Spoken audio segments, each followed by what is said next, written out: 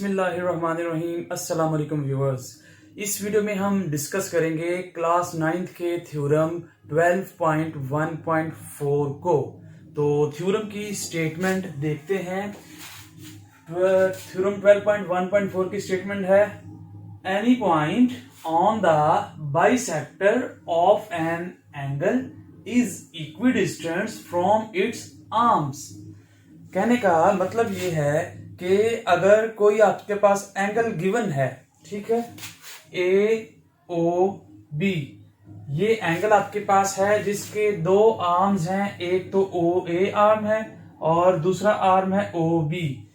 इस एंगल का बाइसेक्टर अगर हम लें, बाइसेक्टर यानी कि जो इस एंगल को दो पार्ट्स में डिवाइड करे, वो यहां पर ये ग्रीन लाइन से मैंने शो किया है ओ एम, जो कि इस एंगल ए ओ बी को दो बराबर पार्ट्स में डिवाइड कर रहा है। तो इस ग्रीन लाइन के ऊपर हम कोई भी पॉइंट लेते हैं तो वो इस एंगल के आर्म से इक्विडिस्टेंस होगा।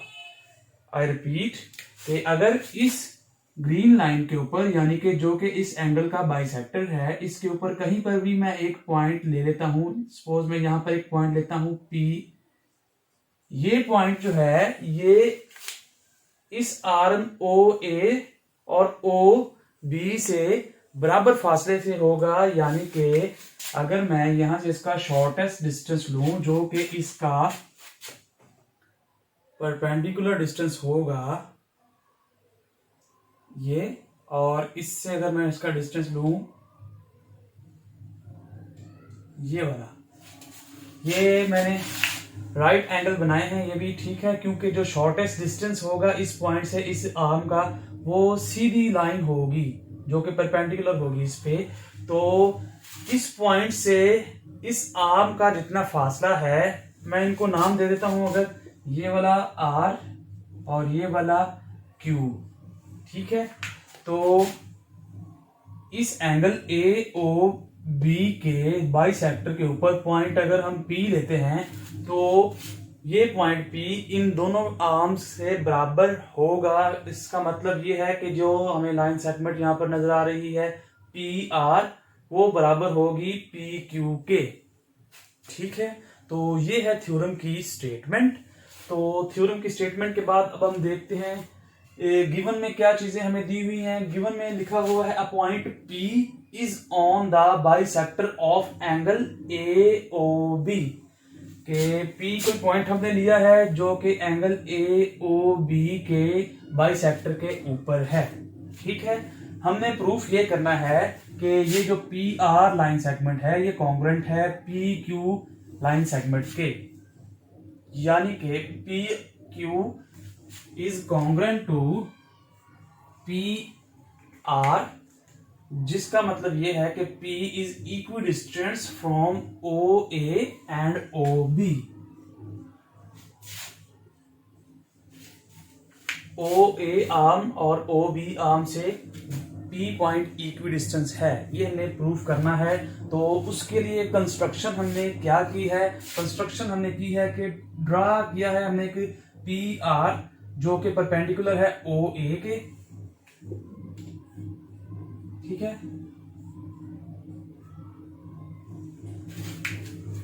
इस आर्म के परपेंडिकुलर हमने पी आर ड्रा कर लिया और इस आर्म के परपेंडिकुलर हमने पी क्यू जो है वो ड्रा कर लिया। ये हमारी कंस्ट्रक्शन है। अब हम चलते हैं थ्योरम के नेक्स्ट पार्ट की तरफ। जी, तो थ्योरम के इस सेक्शन में हम प्रूफ में स्टेटमेंट्स और रीजंस को डिस्कस करेंगे। कंस्ट्रक्शन के बाद जब हमने पी क्यू और पी आर परपेंडिकुलर ड्रा किए थे इस एंगल के आर्म के ऊपर, तो इस डायग्राम में हमें दो ट्राइंगल्स बनी नजर आ रही हैं। एक ट्राइंगल है हमारे पास पी ओ क्यू, दूसरी है पी ओ आर। इन दोनों ट्राइंगल्स को हमने लेके चलना है। तो स्टार्ट करते हैं स्टेटमेंट्स में। इन ट्राइंगल्स पी ओ क्यू, इसको कंपेयर कर रहे हैं हम पी ओ आर से। तो फर्स्ट स्टेटमेंट ये है हमारे पास कि O P is congruent to O P, यानी कि इस वन ट्राइंगल के अंदर OP और इस टू ट्रायंगल के अंदर OP जो है वो कॉन्ग्रुएंट है और उसकी रीजन ये है क्योंकि ये दोनों में कॉमन है इसलिए ये कॉन्ग्रुएंट है। तो दूसरी जो हमारे पास स्टेटमेंट है PQO is congruent to angle POR। यहाँ पर ये क्यों लिखा हुआ है, angle POQ is congruent to angle PRO। अच्छा, PQO इसका मतलब है कि हम इस एंगल की बात कर रहे हैं, जो वर्ड दरमियान में हो इसके दरमियान में है Q, तो इसका मतलब है कि हम इस एंगल की बात कर रहे हैं कि Q के ऊपर जो एंगल बन रहा है वो बराबर है PRO के, यानी कि PRO R दरमियान में आ रहा है, तो हम इस एंगल की बात कर रहे हैं कि ये एंगल इस एंगल के इक्वल है, क्योंकि हमने कंस्ट्रक्शन में ये बात की थी कि ये जो हमने परपेंडिकुलर डिस्टेंस लिया था यहाँ पर OA का P पॉइंट तक, तो परपेंडिकुलर डिस्टेंस से मुराद कि 90 का एंगल है ये R पर भी और Q पर भी ये 90 का एंगल है।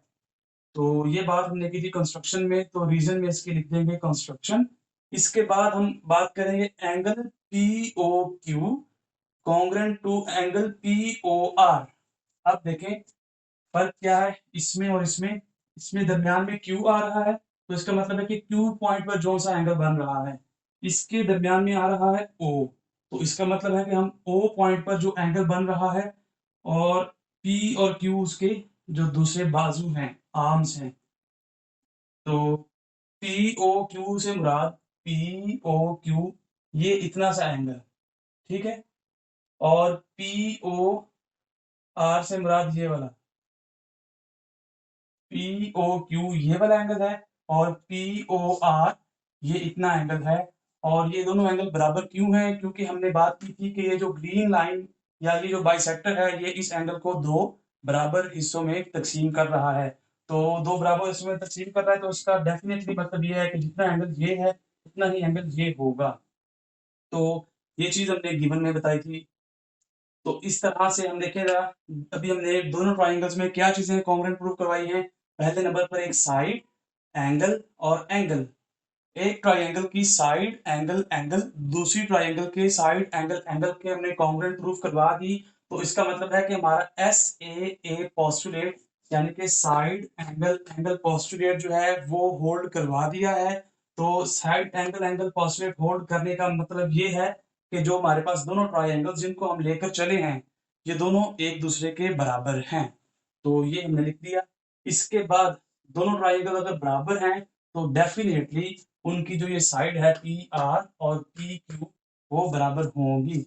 तो यही एंड पे हमने यहाँ पर लिखा है आखिरी लाइन में कि PQ is congruent to PR, और उसकी रीजन ये भी है कि ये कॉरेस्पॉन्डिंग साइड्स हैं ऑफ कॉन्ग्रुएंट ट्राइएंगल की। तो ये था थ्योरम 12.1.4। उम्मीद करता हूँ कि आपको समझ आई होगी। अल्लाह हाफिज।